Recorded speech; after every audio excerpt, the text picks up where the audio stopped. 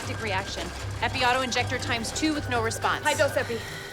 Original BP 130/70 down to 110/50. Heart rate 148, O2 sats 84 and dropping. Okay, doubling dose. Heart rate at 160. Okay, but O2's up to 90. What do you got? Trey, has anything like this ever happened to you before?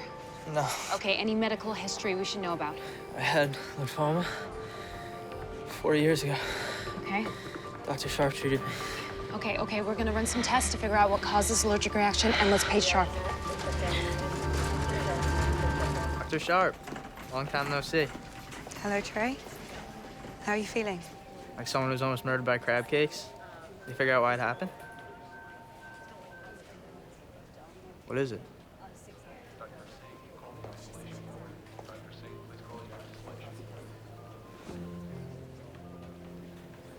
Trey, I have some bad news. The newfound allergies that you have are from your lymphoma, which means that it's returned. So it's back to chemo? The cancer has spread too aggressively for chemotherapy. It's beyond anything that we can treat. But we beat it. You and me, you said we beat it. It's not fair, and it doesn't make any sense, and I am so sorry. How long? 4 months, maybe 6. Are your parents here? I'm gonna call them. No, don't. Trey. I don't want them to know.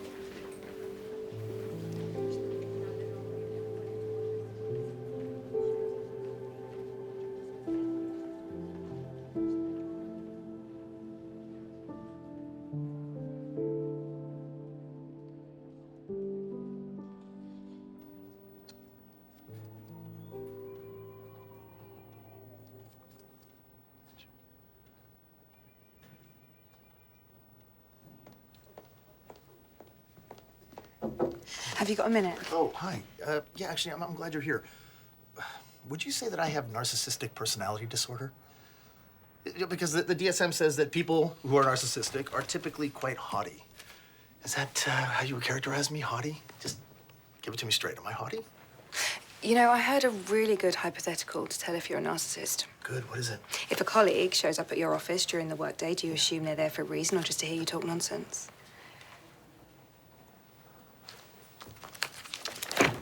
Lay it on me. His name's Trey. He's 18 and he wants to die alone. Have you ever heard of magical thinking? No? It's the belief that our thoughts can shape reality. The idea that our deepest wishes can somehow shape the physical world. Or sometimes we hope that if we don't talk about something, it won't happen. You think I'm in some weirdo headspace where if I don't tell my parents, I think I won't die? I think it's possible. Okay, no. That's not me at all. I'm fully clear on my situation. Okay. In 6 months, I'm toast. Yeah. So why not tell your parents? Look, I'm 18. And 3 years of that was spent sidelined with cancer. So experience-wise, it's like I'm 15. I've got less than a year left, and I want to go live. That's great. Why don't you tell them that? If I did, every time I leave the house, I'll have to deal with their sad faces. That I'm choosing to spend my last days with people that aren't them. Okay, I get that, Trey, but you know there are physical signs of cancer, right? Bottles of painkillers, your body will be in decline. So? So your parents are bound to notice that, don't you think? Terminal cancer is not really something you can hide. That's why I'm leaving. Leaving? I've been thinking about it all morning. My buddy Jem is doing a semester in Barcelona. I'm gonna take the semester off and go crash with him. Then after that, I'll go wherever. Peru, climb the Andes, hopefully lose my virginity. It's okay to laugh. I'm not laughing. There's just so much I haven't done. So, your parents are gonna hear about you dying on a mountain thousands of miles away, all alone.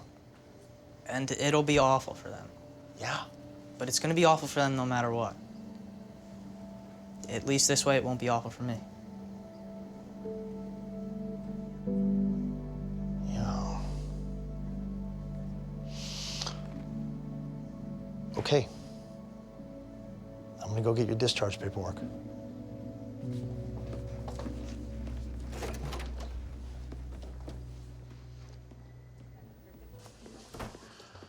Okay. For your discharge, my mountain climbing friend. Sweet. Go. Thank you. Yeah. So listen, before you leave, if you don't mind, I have one more shrink thought for you. What do you say about making a video for your parents? What kind of video? Well, when you leave and you say goodbye, your parents aren't going to know that that's really goodbye. So why don't you give them that gift, the real goodbye? And then when I receive word that you've passed, I will make sure that they get it. Yeah, seems like a good idea. Great. Okay, I'm gonna set this up. We'll get you off to Aconcagua in no time, my friend.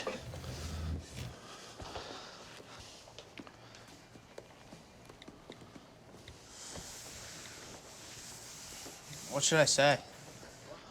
I mean, that's up to you, really, but try to remember that when your parents see this, they're gonna be dealing with the fact that you're gone, right? So, I don't know, maybe tell them how you want to be remembered. 5 most important memories.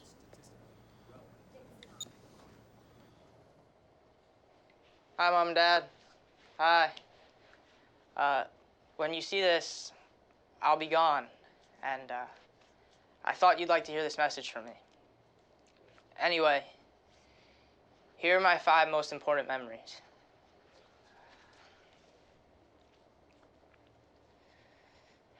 Okay, here's one. The day I got diagnosed with cancer. We were driving home from the hospital and you offered to get me ice cream. And I was 15 and trying to be a tough guy or whatever, so I said no. But later that night, you brought me some anyway. Rocky Road. And it had been years since I'd asked you to get me ice cream, but you remembered my favorite flavor, and that made me feel so good. Number 2. Playing toss the tray when I was little. Might be my first memory, actually. Getting tossed up in the air and not worrying if you were gonna catch me.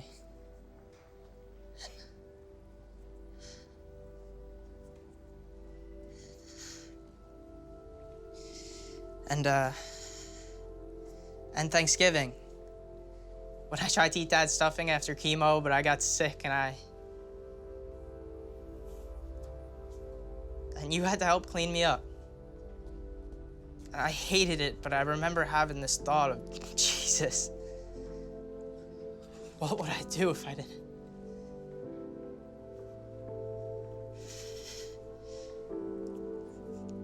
If I didn't have you?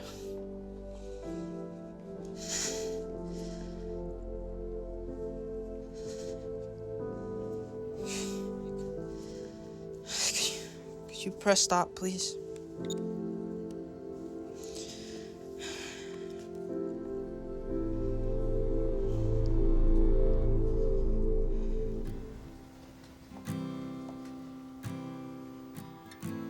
How did you get him to change his mind? I didn't. I think Trey just realized that he can't finish his story without them. A year from now, we'll all